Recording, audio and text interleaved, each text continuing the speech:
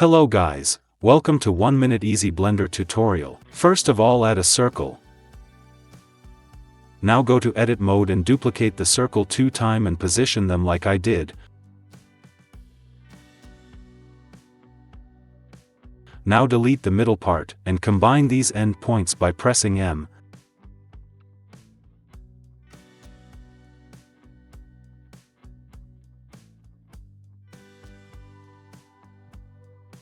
This will be like this.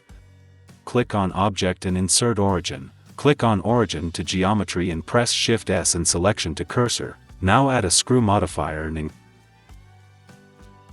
increase the screw value. You can play with the setting here rather than people's heart.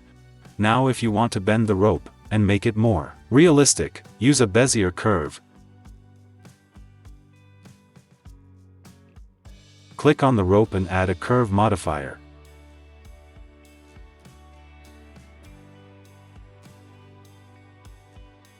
And select the curve and change the deform axis.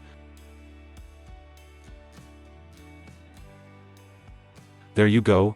I hope you liked this video. If you did, please subscribe to my channel.